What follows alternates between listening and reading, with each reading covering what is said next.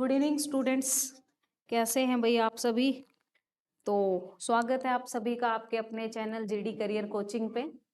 और आज जो क्वेश्चंस करने वाले हैं ना भाई, ये है 2021 के पेपर से उठाए गए हैं ये वाले क्वेश्चंस। ठीक है, तो क्या करना है इनमें, कैसे करना है, ये करते हैं अब ये हम ही डिस्कस करते हैं अभी।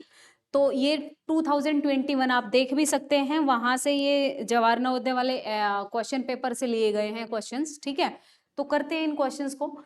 कैसे सोल्व करना है बच्चे, ध्यान से सुनना, ध्यान से समझना एक एक स्टेप को, एक एक कंसेप्ट को। तो ये है एक स्टैंडर्ड फॉर्मेशन वाला क्वेश्चन। ठीक है, एक क्वेश्चन आता है यहाँ से, एक क्वेश्चन यहाँ से जरूर आता है कि इसको कन्वर्ट कीजिए स्टैंडर्ड फॉर्मेशन में।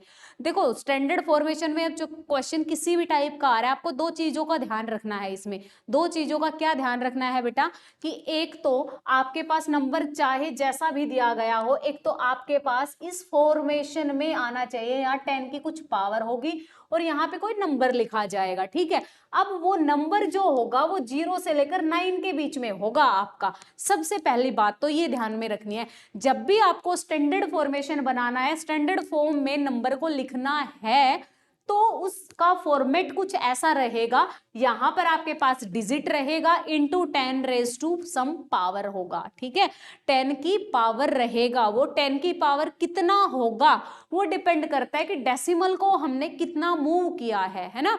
डेसिमल को हमने कितना मूव किया है वो उस चीज पे डिपेंड करता है, राइट। दूसरी चीज मैंने आपको बताई कि जो यहाँ पे डिजिट होगा ना बच्चे आपका, वो डिजिट आपका रहेगा 0 से लेकर 9 के बीच में। मतलब 0 1 2 3 4 5 6 7 8 9, बस 11 इंटू 10 रेज टू पावर आपको देखने को नहीं मिलेगा।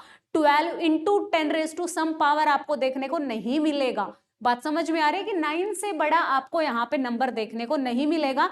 अगर 9 से बड़ा आपको नंबर देखने को मिल रहा है तो समझ लो वो उसका स्टैंडर्ड फॉर्मेट नहीं है। अब इस चीज को, इस कंसेप्ट को समझते ही बहुत सारे ऑप्शंस तो आप क्रॉस कर सकते हो कि मैडम ये तो इसका स्टैंडर्ड फॉर्मेशन होगा ही नहीं। लाइक कैसे, ये वाली चीज बताइए आप। यहाँ पर 25 हो सकता है क्या? मैंने अभी अभी तो आपको बोला कि बेटा 0 से 9 के बीच में रहने वाला है नंबर, कि 25 हो सकता है ना जी, बिल्कुल नहीं। क्या ये वाला ऑप्शन हो सकता है? ना जी, बिल्कुल नहीं हो सकता। ये वाला हाँ, ये हो सकता है या ये हो सकता है। अब आपके पास डाउट जो बचा वो बचा ए ऑप्शन में और डी ऑप्शन में। ए और डी में आपके पास डाउट रहता है कि ए आएगा या डी आएगा। अब इस चीज की क्वेरी को दूर करने के लिए नंबर को देखना पड़ेगा कि भाई आप कौन है, आप आ जाओ इधर। 25450। ठीक, अब ये नंबर है, अब मुझे करना है डेसिमल को अप्लाई। अभी अभी इस नंबर में आपको कहीं भी डेसिमल देखने को नहीं मिल रहा होगा।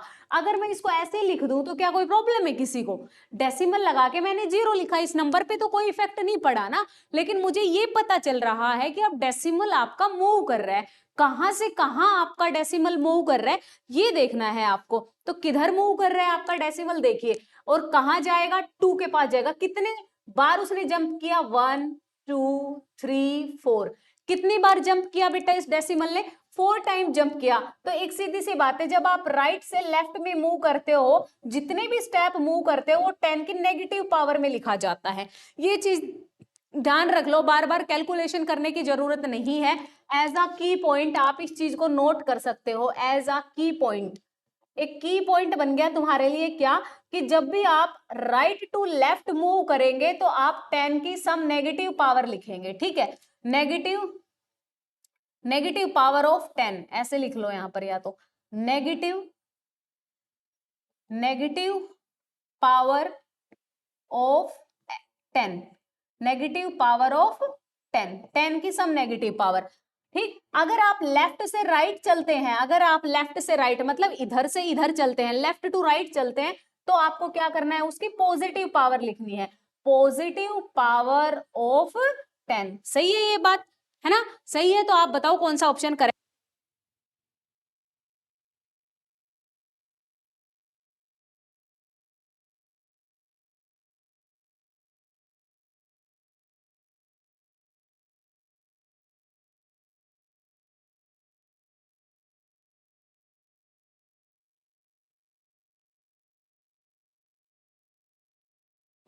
हाँ जी, कौन सा ऑप्शन करेक्ट हुआ बच्चे? तो हम मूव किधर कर रहे हैं? हम अब हमने मूव कैसे किया? अब हमने मूव किया यहाँ पर कैसे? Right to left. Right to left अगर मूव कर रहे हो तो कितने स्टेप मूव कर रहे हो वो 10 की नेगेटिव पावर में लिखा जाएगा। 10 की कैसी पावर में?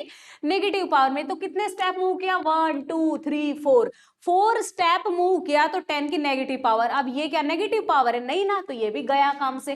क्या बचा? A option. कौन सा ऑप्शन करेक्ट हुआ? ए। तो जब भी स्टैंडर्ड फॉर्मेशन करना है ना बेटा, तो आपको नंबर भी मत देखो बेशक, दो चीजें माइंड में सेट कर लो। एक तो जो भी आगे यहाँ आपका नंबर लिखा जाएगा वो आपका होगा 0 से 9 के बीच में, 9 से बड़ा कभी नहीं होगा। 9 से बड़ा अगर लिखा गया है तो वो उसका स्टैंडर्ड फॉर्मेशन बिल्कुल नहीं है, वहीं पर क्रॉस लगा दो उसको। दूसरी बात है 10 की पावर मिलेगी आपको या नेगेटिव या पॉजिटिव। पॉजिटिव मिलने का मतलब है कि आपने मूव किया होगा लेफ्ट टू राइट, और अगर नेगेटिव पावर है तो राइट टू लेफ्ट मूव करोगे। 10 की पावर कितना आएगा? जितने स्टेप आप मूव करोगे, जितनी बार डेसिमल जंप करेगा। डेसिमल यहां था, अब इस डेसिमल ने कितनी बार जंप किया, जितनी बार जंप किया वो 10 की नेगेटिव पावर में लिखा जाएगा। यहां पर उसने 4 बार मूव किया तो मैंने 10 की पावर लिखा -4। बात समझ में आ गई? ये है इसका स्टैंडर्ड फॉर्मेशन। समझ में आई बात? चले नेक्स्ट क्वेश्चन पर। 2021 में आया हुआ क्वेश्चन है बेटा ये, 2021 का। ठीक है, तो स्टैंडर्ड फॉर्मेशन का एक क्वेश्चन पहले भी मैं डिस्कस कर चुकी हूं आप लोगों के साथ। कुछ तो ऐसे ना बिल्कुल फिक्स हैं कि इस टाइप के क्वेश्चन आना ही आना है। स्टैंडर्ड फॉर्मेशन का एक क्वेश्चन देखने को मिलेगा ही मिलेगा आपको। एल्जेब्रिक एक्सप्रेशन से दो से तीन क्वेश्चन देखने को मिलेंगे। दो क्वेश्चन आपको मिलेगा प्रॉफिट लॉस वाले टॉपिक से। ठीक है, एक आपको वो मिलेगा वहां पर कि इतने सोल्जर हैं हमारे पास या इतने कैंडिडेट्स हैं, उनके लिए फूड इतने दिन चलने वाला है ना, मतलब वो डायरेक्ट रिलेशन और इनवर्स प्रपोर्शन वाले से चैप्टर है ना हमारे, डायरेक्ट और प्रपोर्शन रिलेशन, उस वाले से मिलेगा। तो ये फिक्स है, ये आपके फिक्स चीजें हैं जो ऐसा ही होगा, है ना, वरना तो बच्चा कंफ्यूज होता रहेगा, इतना सारा सिलेबस है क्या पढ़े कहां से कितना आएगा। इसलिए ये बिल्कुल प्री डिसाइडेड चीजें होती हैं।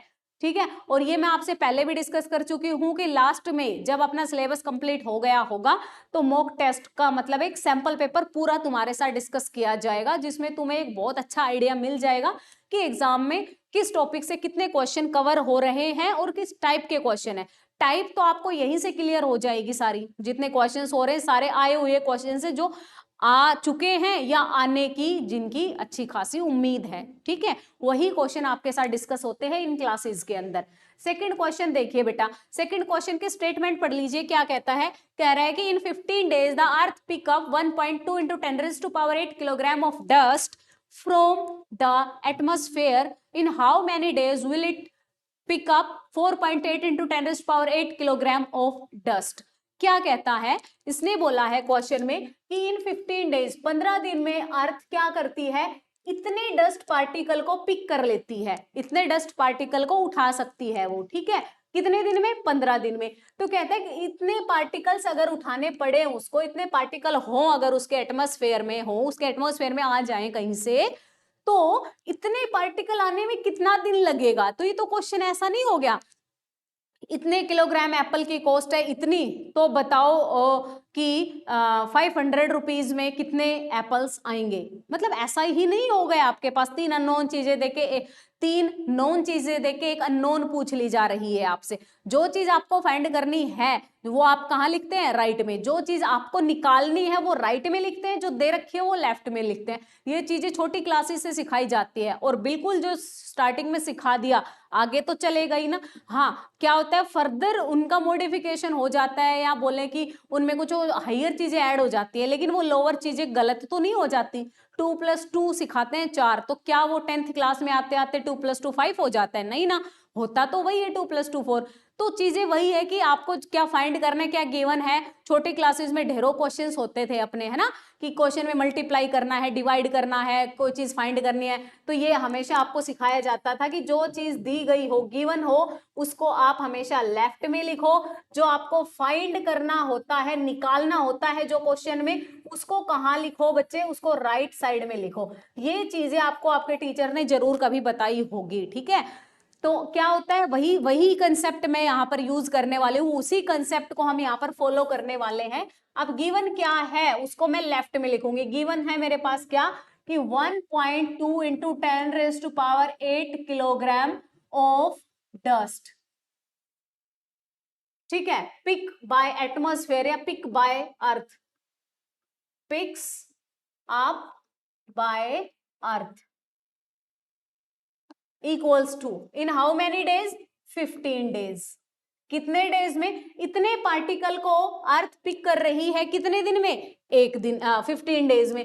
अगर हमारे पास पार्टिकल्स हो 1 किलोग्राम तो कितने में पिक होगा? 15 अपॉन 1.2 इंटू 10⁻⁸। लेकिन कितने किलोग्राम पूछा जा रहा है? तुमसे पूछा जा रहा है 4.8 इंटू 10⁸ किलोग्राम। इतने को कितने में किया जाएगा? तो जितने में किया जा रहा है वो क्या होगा? मल्टीप्लाई। बताओ, ये ऐसा करते नहीं थे हम पहले? तो सेम वही तो है यहाँ पर, इससे अलावा तो कुछ किया नहीं हमने। अब इसकी करनी है कैलकुलेशन। करिए कैलकुलेशन। 10⁸ से 10⁸ कैंसिल हो गया, सेम सेम डेसिमल है, डेसिमल से डेसिमल भी कैंसिल हो गया। 12 1 जा 12 और 12 4 जा कितना होता है? 48। ठीक, 15 इंटू 4, 15 इंटू 4 कितना? 60। कितना आ गया? 60 डेज। डेज थे ना इधर, जो चीज फाइंड करनी थी डेज हमने लिखा राइट साइड, और जो चीज गिवन थी वो लिखी हमने लेफ्ट साइड। यही तो बताया मैंने आपको कि जो चीज गिवन होती है उसको लेफ्ट साइड लिखते हैं, जो हमें फाइंड करनी है, जो निकालनी है, उसको लिखते हैं हम सॉरी राइट हैंड साइड। ठीक है, तो इतना दिया, 1 किलोग्राम के लिए निकाला हमने, फिर कितने के लिए पूछ रहा था उतने के लिए निकालना, हमने मल्टीप्लाई कर दिया। कैलकुलेशन तुम्हारे सामने है, कैलकुलेशन में कोई दिक्कत है तो बेटा बताइए मुझे। 10⁸ से 10⁸ कैंसिल हो गया। डेसिमल यहाँ भी 1 के बाद था, यहाँ भी डेसिमल 1 के बाद था, तो सेम सेम था, कुछ करना ही नहीं है। 12 से इसने कितने पे कैंसिल किया? इसको 4 पे, और 15 4 जा होते हैं 60। तो 60 डेज हो गया हमारा आंसर। और इसी के साथ हमारा कौन सा ऑप्शन करेक्ट होता है इसमें? Option number C. Is it clear to all the students? समझ आया? ठीक है, क्लियर है बच्चे सभी को? चलिए नेक्स्ट क्वेश्चन पे। नेक्स्ट क्वेश्चन है बेटा अपना ये वाला क्वेश्चन। अच्छा क्वेश्चन है ये, देखिए पढ़ना है। हर बार मैं हर क्लास में आपसे ये लाइन तो जरूर हर बार आपके साथ डिस्कस होती है कि बेटा क्वेश्चन को करने से पहले स्टेटमेंट को बहुत सही ढंग से पढ़ना है, और एक दो चीजों में सेपरेशन करके रखना कि क्या गिवन है और क्या हमें फाइंड करना है। गिवन और फाइंड में एक बिल्कुल एक अच्छी खासी दीवार हो तुम्हारे सामने कि मुझे ये दिया है, ये वाली चीज मुझे फाइंड करनी है। ये दोनों चीजें में सेपरेशन तुम्हारे सामने अच्छे से हो, विजिबल हो तुम्हें ये चीजें, है ना। तो अब इसमें क्या कहता है? The cube of a number x, cube of number x, x का क्यूब क्या होता है? एक्स का क्यूब मतलब एक्स का क्यूब, क्यूब का मतलब पावर 3, स्क्वायर का मतलब पावर 2।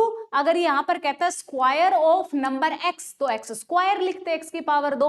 अब कहते हैं क्यूब ऑफ नंबर एक्स तो एक्स की पावर 3 लिखेंगे यहाँ पर। ठीक है, इज 9 टाइम्स, क्या है ये? 9 टाइम्स है। 9 टाइम्स का मतलब 9 गुना है इसका। 9 टाइम्स ऑफ एक्स, ऑफ का मतलब मल्टीप्लाई, एक्स का मतलब एक्स। कहता है एक नंबर ऐसा है, क्यूब ऑफ दैट नंबर, उस नंबर का क्यूब है। इज मतलब है, क्या? बराबर है। इज का मतलब ये तो होता है कि ये चीज ऐसी है, उस चीज के बराबर है।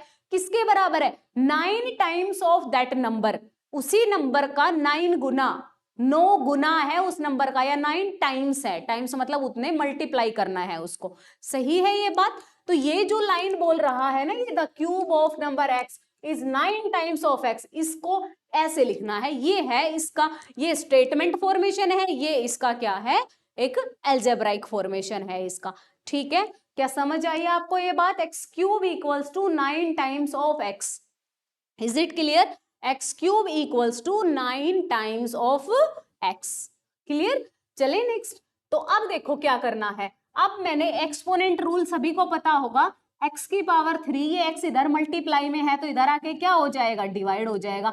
और तुम्हें पता है जब बेस सेम हो, जब बेस सेम हो इनका, तो अगर आपके पास बेस सेम हो और कोशेंट की फॉर्म में लिखा गया हो तो नीचे वाला ऊपर वाले से जाके माइनस हो जाता है by using this one identity या एक्सपोनेंट रूल। ये एक्सपोनेंट रूल याद है ना सभी को? ये वाला, इस रूल को हमने यहां पर किया है अप्लाई, इस रूल को हमने किया है यहां पर apply.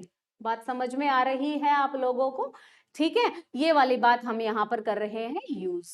Clear? a raise to power m upon a raise to power n minus हो जाएगा।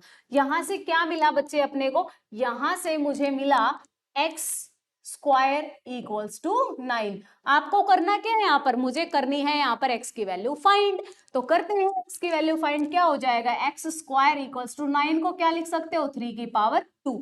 अब बताओ मुझे, अब कौन सा रूल अप्लाई करने वाले हो। एक तो एक्सपोनेंट का रूल आपने ये वाला अप्लाई किया, फर्स्ट तो आपने ये अप्लाई किया, A raise to power M upon A raise to power N होता है A raise to power M minus N. और इस वाले में आप अप्लाई करने वाले हो A raise to power M equals to B raise to power M. अगर पावर सेम हो तो बेस भी बराबर हो जाते हैं, अगर पावर सेम है तो बेस भी क्या हो जाएंगे, सेम हो जाएंगे। तो यहाँ पर देखो बीच में इक्वल्स टू का साइन है और पावर इक्वल है, तो बेस भी क्या हो जाएगा, इक्वल। और जब बेस इक्वल है तो वो यही तो पूछ रहा था हमसे कि x की क्या वैल्यू होगी।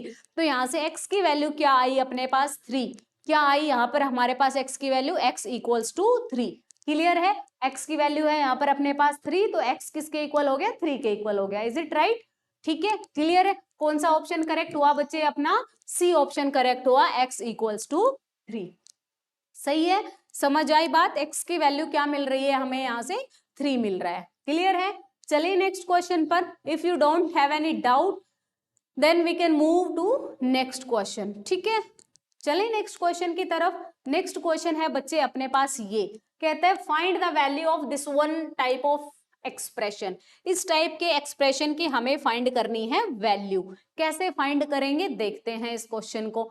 तो क्या है, सबसे पहली बात है कि इसको पहले स्टैंडर्ड फॉर्मेशन में कन्वर्ट करते हैं। स्टैंडर्ड फॉर्मेशन क्या होता है कि पावर को बनाना है पॉजिटिव। मैंने बोला ना कि अगर नंबर स्क्वायर रूट में हो, डिनोमिनेटर में स्क्वायर रूट हो, वो भी एक डेंजरस का सिंबल है ना। वहां पर रेड सिंबल, वो बोलने लग जाता है कि यहाँ पर क्या है, रेड जोन है ना, खतरा है, यहाँ पर बचो इससे। क्या करते हो बचने के लिए, रैशनलाइजेशन करते हो।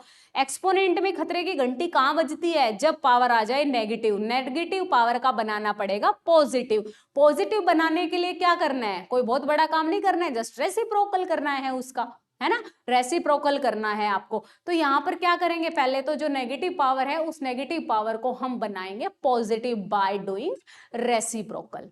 क्लियर, चलिए करते हैं बच्चे। तो अपने पास क्वेश्चन मिला मुझे ये, अब मुझे नेगेटिव पावर मिल रही है हर जगह।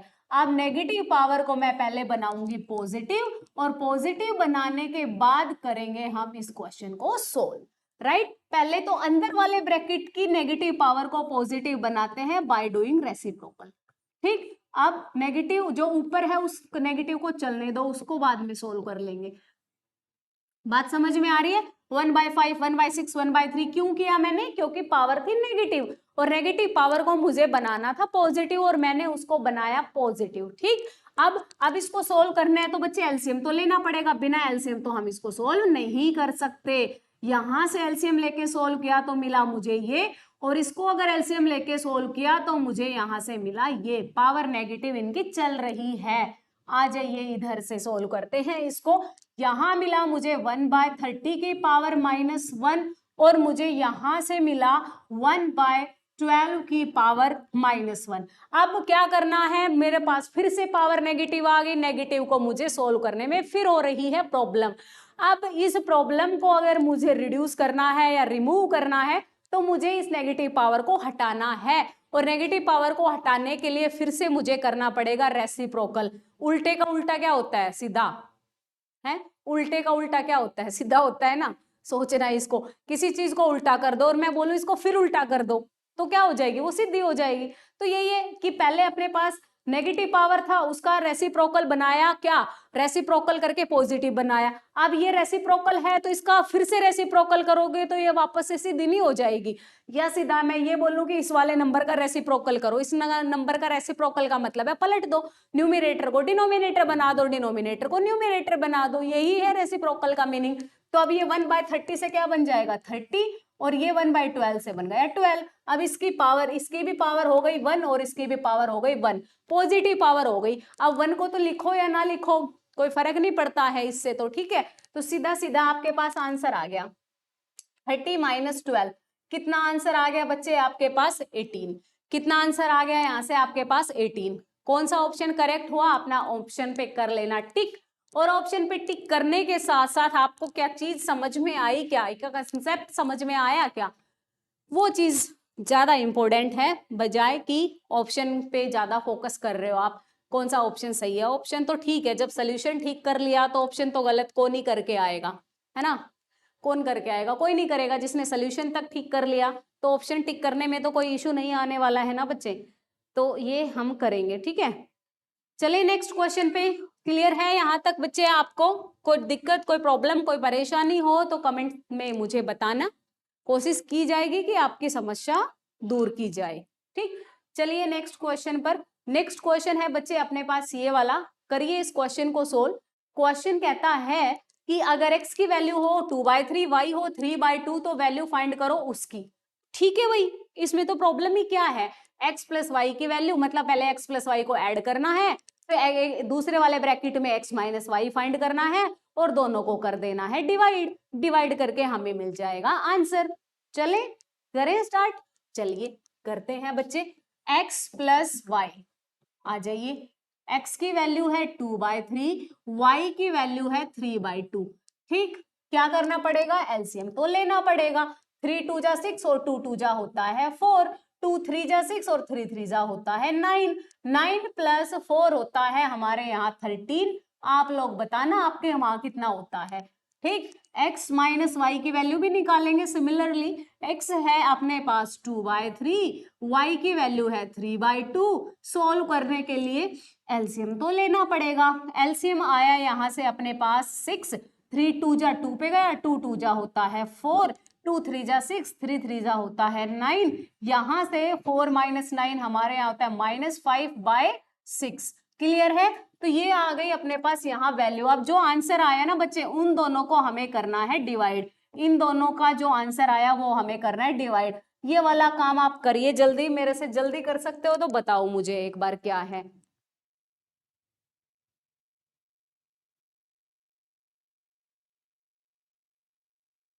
ठीक है, ओके। हाँ जी, करें इसको डिवाइड करें।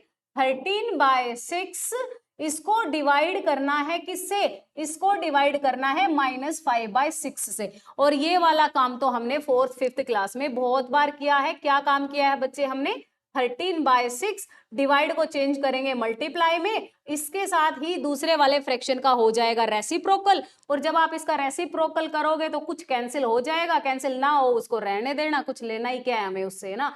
-13/5 हो गया आंसर, और अपना आंसर कर लेना tick, that is B option is correct answer of this question. Is it clear? समझ आया होगा सभी को कि जैसे जैसे बोला वैसा ही तो किया ना हमने। x प्लस वाई को ऐड करवा रहा था, ऐड कर दिया x माइनस वाई, उसके बाद बोला डिवाइड करो, डिवाइड को सोल्व करते हैं तो मल्टीप्लाई में कन्वर्ट करते हैं उसको। और जब भी मल्टीप्लाई में कन्वर्ट करना है तो इसका मतलब है कि पीछे वाले फ्रैक्शन का हो जाएगा रेसिप्रोकल, और उसी के साथ हमें मिल गया हमारा आंसर। ठीक है, चलें नेक्स्ट क्वेश्चन पे। ठीक है, नेक्स्ट क्वेश्चन है कुछ ऐसा, शक्ल अच्छी नहीं है लेकिन क्वेश्चन अच्छा है। ठीक है, तो पढ़ो इसको सावधानी। ठीक है, तो क्या है क्वेश्चन बच्चे, ध्यान से सुनना। कहता है the sum of the 4 consecutive multiples of 7, find the smallest multiple is 332 involved. Find the smallest multiple, the sum of 4 consecutive multiples of 7. There is a mistake in this question. Actually question मैं बताती हूँ बच्चे क्या है। Statement question की कहता है the sum of 4 consecutive multiples of, sum of 4, उसमें मिस्टेक है, वो क्या मिस्टेक है वो मैं आपको क्लियर कर देती हूँ। Sum of 4 consecutive multiples of 7 is 322. Line is this, कहता है sum of 4 consecutive multiple of 7 is 322, मतलब कि 7 के 4 कॉन्जिक्यूटिव मल्टीपल का सम है हमारे पास 322, है ना। बात समझ में आ गई। अब तुमसे पूछ रहा है कि हमें बताओ इसका सबसे छोटा मल्टीपल कौन सा होगा, which one is the smallest multiple of 7। ठीक है बेटा, दो चीजों का मीनिंग आपको इस क्वेश्चन को करने से पहले अगर पता है तो कोई प्रॉब्लम है नहीं इस क्वेश्चन में। First thing is this, what is the meaning of consecutive term, and second one is the multiple of 7। Multiple of 7 as you know very well कि 7 का मल्टीपल फर्स्ट इज 7 की टेबल आप just read करेंगे, 7 14 21 28 like this, है ना। लेकिन इसको consecutive formation में लिखना है, मतलब एक के बाद अगला। अब पहला मल्टीपल क्या मिलेगा आपको, 7 मिलेगा, 7x टाइप करके। दूसरा मल्टीपल बताओ क्या होगा। अब 7 का मल्टीपल तो एक 7 होता है, 7 के बाद 14 होता है, फिर 21 होता है, 28 होता है। अब ये 14 लिखना है मुझे, तो मैं क्या करूंगी, 7x में क्या ऐड करूंगी, 7। ये है मेरा दूसरा इसका कॉन्जिक्यूटिव मल्टीपल। तीसरा कॉन्जिक्यूटिव मल्टीपल मेरे हिसाब से आपके माइंड में अभी आ गया होगा कि क्या होगा, 7x प्लस 14। और फोर्थ वाला भी अभी तो शायद आप खुद भी इसको जज कर पा रहे होंगे कि क्या होगा। ये है मेरे पास 7 के मल्टीपल्स, ये है मेरे पास 7 के 4 कॉन्जिक्यूटिव मल्टीपल्स। अब यहां पर आप ये सोच रहे होगे कि what is the value of x, या मैंने एक्स को क्यों लिया यहां पर, समझ रहे हो ना इस बात को। क्योंकि एक्स की वैल्यू अब बेटे तुम्हारे ऊपर डिपेंड करती है, एक्स ना रियल नंबर से आ रहा है, रियल नंबर भी नहीं समझ पा रहे हो तो छोड़ो अभी। जस्ट ये मान लो एक्स की वैल्यू आप कुछ भी लेने वाले हो यहाँ पर 1 2 3 4 5, हर बार आपको ये चारों के चारों ऐसे कॉन्जिक्यूटिव नंबर्स मिलेंगे जो 7 के मल्टीपल्स होने वाले हैं। करके देख लो, अगर तुम एक्स की वैल्यू 1 लेते हो, मान लो एक्स को तुमने 1 लिया, देखो यहाँ से क्या मिल रहा है, यहाँ से आपको 1 मिल रहा है, यहाँ से 14 मिल रहा है, यहाँ से 21 मिल रहा है, यहाँ से 28 मिल रहा है। क्या सारे के सारे 7 के मल्टीपल नहीं है? बिल्कुल है। 2 ले लो, 2 ले लो एक्स को, 3 ले लो, जो मर्जी ले लो, ये सारे हमें मिलने वाले हैं एक्स के मल्टीपल। अब जो क्वेश्चन कह रहा है ना उसकी बात मान लेते हैं भाई, है ना, ज्यादा अपनी समझदारी नहीं दिखाते हैं हर जगह, तो अब उसकी बात को मान लेते हैं। अब उसने कहा इन सारे के सारे मल्टीपल्स को, कॉन्जिक्यूटिव मल्टीपल्स को कहता है सम कर दो, और सम जो आएगा वो इनका सम आएगा 322। लो जी, कर दिया। ये स्टेटमेंट अपने घर से नहीं लिखी हमने, हमने लिखी है क्वेश्चन के स्टेटमेंट को देखते हुए, ठीक है। तो अब यहाँ पर मेरे हिसाब से कैलकुलेटिव वर्क बच गया जो हम कर सकते हैं आराम से। पहले तो वो वाले नंबर उठा लो जो बिना एक्स के हैं, 7 14 21, कितना हो गया, मेरे से अच्छी कैलकुलेशन तुम्हारी होगी, एक बार करो जल्दी से।